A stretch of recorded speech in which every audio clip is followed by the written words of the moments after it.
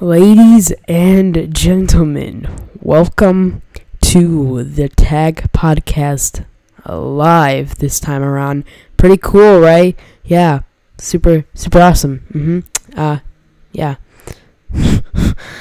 It's been a while since April. Actually, it is June now. Actually, almost July at this point, and I don't exactly have an excuse at this point as to why I am like this. Why it has been almost 3 months since, or almost 3 months, something like that, since I've last made a Tag Podcast.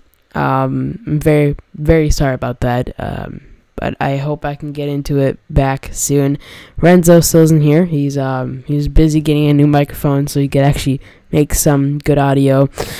So don't worry, he's not like we're not in some kind of argument or something. He's just not coming back on the Tag Podcast. I want to do podcasts for such long now, and when I actually get the chance to do it, I completely screw it up and don't actually do it right. So let's just start with our first topic here, and as you could probably tell, it is Intel X299 chipset.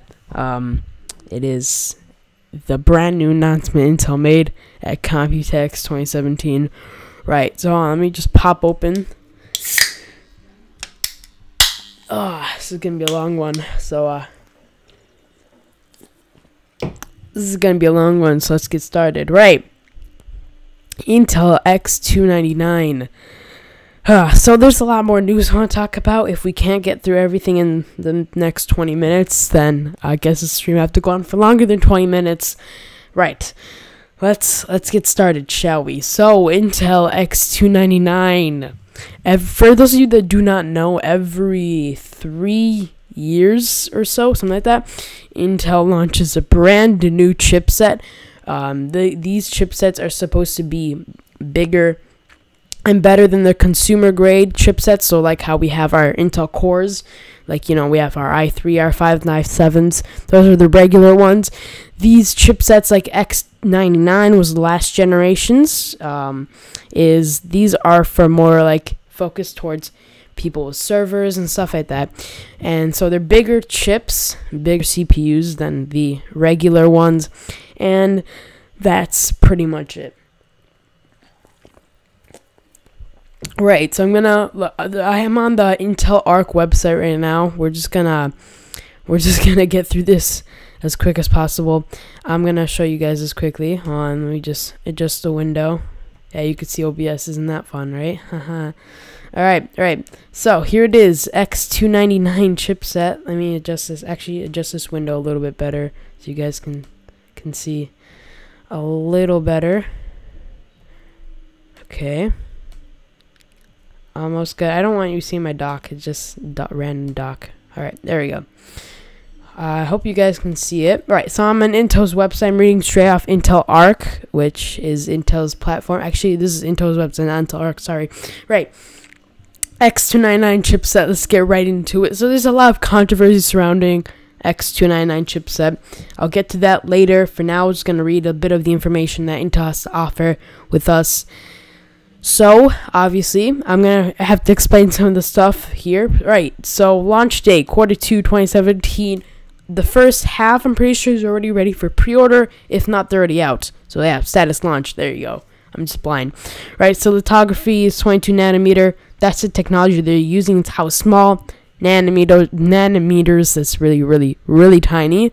TDP, that's total power. That's total, no, thermal draw power, something like that. It's hold on, actually, let's search it up. Actually, right, TDP. I completely forgot what it's called. I'm so sorry. All right, let's search this up. All right. Anyway, continuing on, we'll check that out later.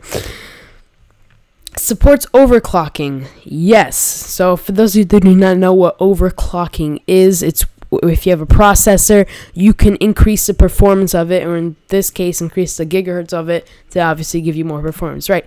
So TDP, thermal design power. So thermal design power, sometimes called thermal design point, is the maximum amount of heat generated by a computer chip or component that the cooling system of computer is designed to dissipate in typical operation. Right. So if if your chipset, or your chip in this case, has a 6-watt TDP, your cooling fan has to have at least 6 watts TDP. So you should be good. Pretty much any single CPU cooler with 6-watt TDP. I mean, there's the X299 chipsets, I'm pretty sure, have a more TDP. It's a lot more and a lot higher than the other ones. I'm pretty sure it's 3 TDP, 3 watts TDP on the regular. I'm not exactly sure. Don't quote me on that. Right. I will probably be leaving some videos that can better explain X299 than I can ever, because I'm not exactly as good of an expert as they are. Right. So config free. Let's just skip that. That's Intel's like, oh, let's not like have issues in our world. So this is one of the huge controversy hitters. Memory specifications. Number of DIMMs per channel. 2.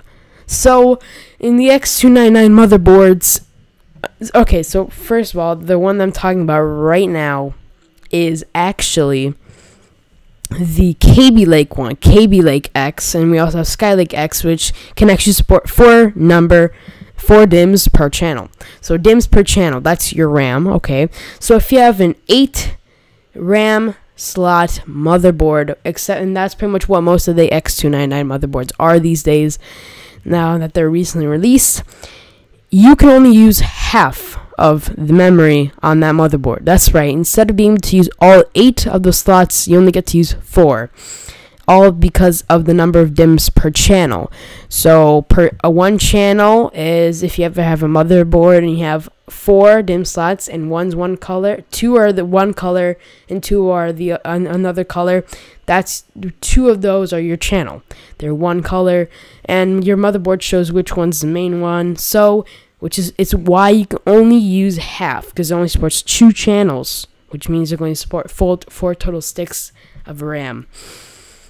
Here's another controversy hitter: integrated graphics. No. So pretty much most Intel CPUs have integrated graphics, or what people call an iGPU. So everyone knows what a graphics card is.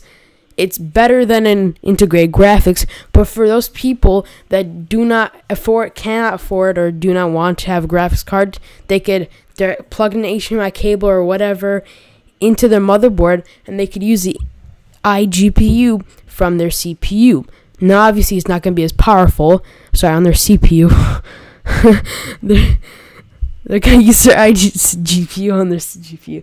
Okay, I'm sorry. Anyway, so your iGPU on your CPU, you could use that. And it's not as powerful as a graphics card, but it's there. And in some cases, some people want to use it. But with the X299 platform, you need to get a graphics card because there's no iGPU included. Right, so here's another controversy hitter: max number of PCI Express lanes. Yeah, so on most of the motherboards, that means, well, that especially the X299 ones use a lot of the objects like M.2, even the PCI Express lanes. They all use PCI Express. So you can only fit 24, or in some cases even 12. Which kind of sucks, because the Skylake X, which is a better version of this, can support, I'm pretty sure, up to 62, 64, something like that. I think we can go check that out later. And yeah, so basically some of the PCI Express objects you will not be able to use on your motherboard, or some motherboard manufacturers have found a way to go around that. Yeah, so that kind of sucks, and people are huge complaining about that. Right, so that's pretty much some of the stuff that people are complaining about. With especially Kaby Lake X, there's not much of an issue with Skylake X. It's just mainly Kaby Lake X. For anyone who doesn't know, Kaby Lake X, Kaby Lake is 7th generation Intel Core, which is the latest one that was released this year, and Skylake is last year's 6th generation. Right, okay, so I think we're good at this point. Oh, let's switch back over here. These can say goodbye. I'm going to just quickly move these. Okay, let's head on to topic 2. What time? How many? We have 10 minutes left. So we basically wasted 10 minutes talking about that. Sick. Okay. Oh, that's not the right Wait, is it? Oh, yeah, it is. Sorry. There we go. Topic 2. And, okay, let me just quickly adjust that. There you go. There you go, guys. So let me quickly check if who's viewing. Okay, we got some people. Hello to anyone who's viewing. Right, so our second topic, Computex 2017. I'm going to take another sip of this. So, for anyone who doesn't know what Computex is, because you're not a computer nerd like me, Computex is a huge convention because it's summer and it's convention season. It's this huge convention where multiple nerds of computer gather around to look at all the new computer releases from the multiple different companies that make computer parts and that develop computers. And Computex actually, if you saw in the beginning, where I announced where Intel announced their X299 chipset series, so it's kind of a big deal. A few things were announced, like we had some pretty cool new cases announced at Computex 2017. Let's show them. Cases of Computex 2017. We had a nice Corsair one. We had some, basically every company seemed to have released or to show off a new case. It's pretty interesting. Some of them were just prototypes and they probably would never even come out, especially Corsair's side of things. But they're still pretty cool. Right. So I have a tech radar right here. This is best PC cases of Computex 2017. Here it is. Right. Okay. So this is the Be Quiet and our list of the best PC cases of Computex 2017. Right, so let's just continue run down this. This is a Fantex. Oh yeah, so Fantex. This on the left right here is a small one. That's the Fantex Shift. The one on the right is a Shift X. So what are these two, you may be asking? Well, the Shift is a small form factor. It's like an ATX, casual ATX, and it's the cheaper one compared to Shift and Shift X, and it's actually and it has tempered glass side panels. I'm pretty sure it's actually a pretty affordable one for the price. So there you go. So the Shift X I'm pretty sure support two motherboards in some cases. I know. I'm pretty sure they have been able to fit two motherboards in the Shift X, which is the taller one right here. And, of course, that means sometimes two power supplies too. So, unlike, okay. So, there's also much more room for full-size ATX power supply. ATX is a gigantic square one, full-length graphics cards, and copious amounts of liquid cooling, especially if you go for the larger Shift X. Everything packs up in case whose footprint is practically no larger than a graphics card. Yeah. Get the reserved modern style in case. So yeah, looks pretty cool, neat. Thanks, Fantex. Alright. Oh, right here is the Cooler Master Cosmos 2, which is the 25th anniversary case from Cooler Master. So basically, Cooler Master used to have this super awesome case called this Cosmos 2 back in, pretty sure, 2010, something like that. It was pretty popular. A lot of people liked it. And so what Cooler Master did is for their 25th anniversary, they decided to take the Cosmos 2, give it a bit of 2017 slap in the face, add some LED light strips, and this is what they created out of the depths. It looks pretty cool. I'm pretty sure this is another Cooler Master case. I'll talk about it in a second. But anyway, Cosmos 2 has some tempered glass, which is actually curved, by the way. It's curved tempered glass, which is something you have pretty much never seen in any computer case in the entire world. Right.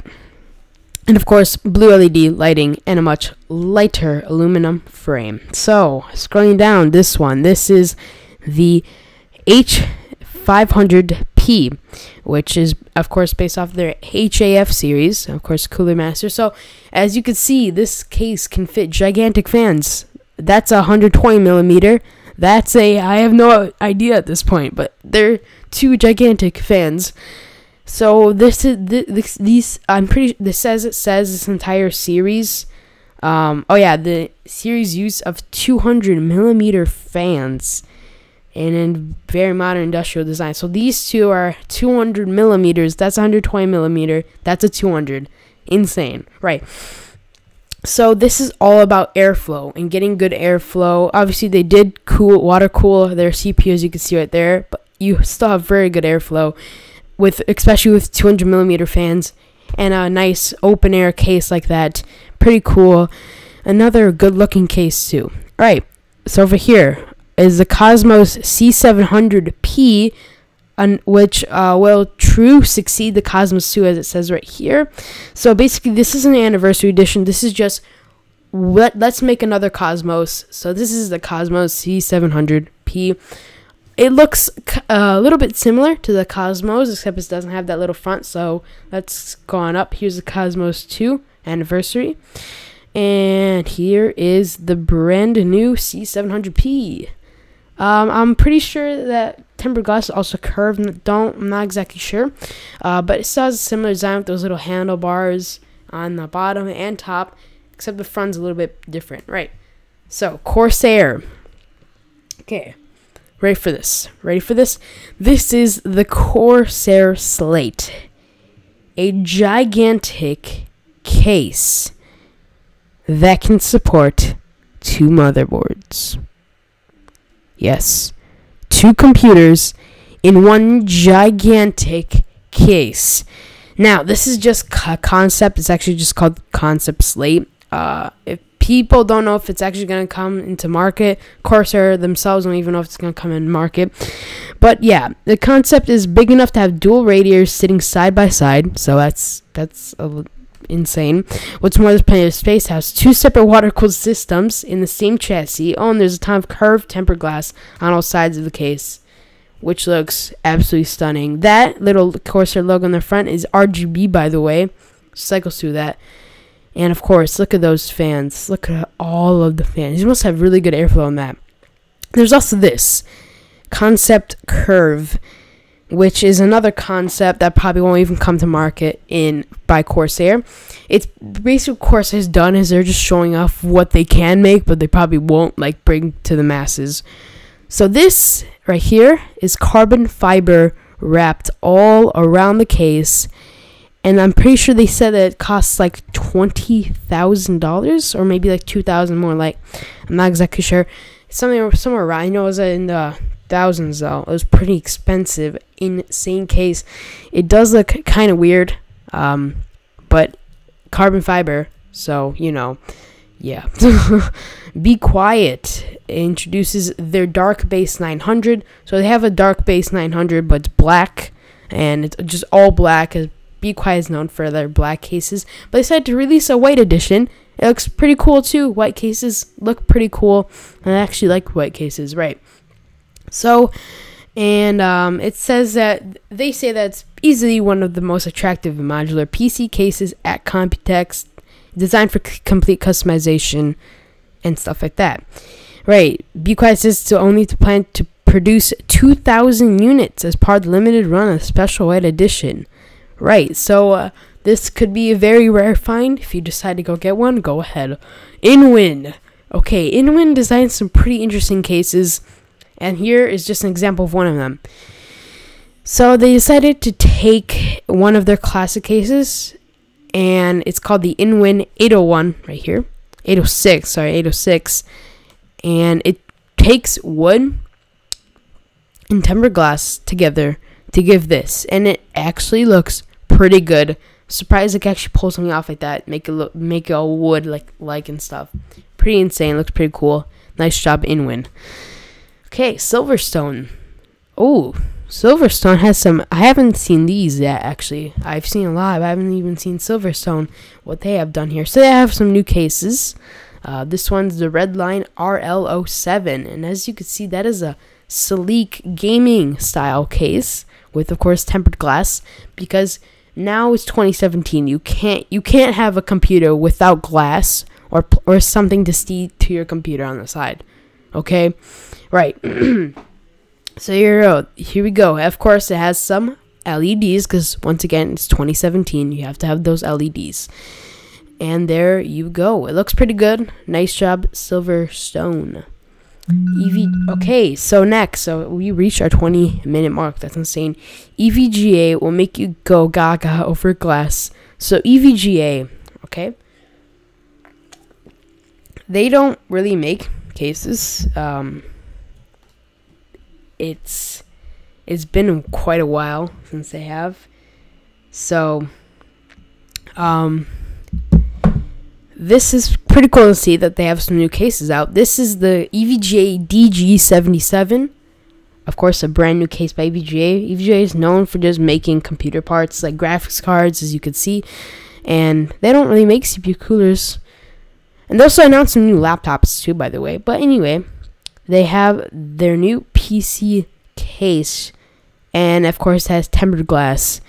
And boy, does it look pretty cool. Nice job, EVGA. So, of course, these aren't even all of the things at Computex. I just wanted to show off some cases that look pretty cool. Not only that, these aren't even all the cases announced at Computex 2017. So, to all the manufacturers out there that showed off cases. Oh, I just hit my mic there. Nice job, guys. Congratulations. Right, so I'm going to flip back over here. What is next? What is next? Topic 3. Right, let's just head on to this. Topic 3, let's move that up. Oh, nice. E3 2017. Okay, let's get into E3 2017 here. Okay, right. So I have another article from Tech Radar, but basically there's a bunch of announcements, and in fact I've even watched all of them. I'm telling you right now, the best E3 announcement video was by Devolver Digital. Just telling you, go search up on YouTube, Devolver Digital E3 press conference. Best one by far. 11 minutes, something like that. Worth your time. Anyway, let's just head back on here, and here we go. E3 2017, all the announcements from gaming's biggest show. Once again, shout out to Tech Radar for this wonderful article for us to look through. So there's a lot. I'm going to quickly talk about what it says right here. Obviously, the Xbox One X. That is big. Xbox One X is a 4K gaming console that can play 4K games for a mere $500. Wow. It is the most powerful console we have ever had. And it is pretty insane. Right, let's just continue on. So, it's your show.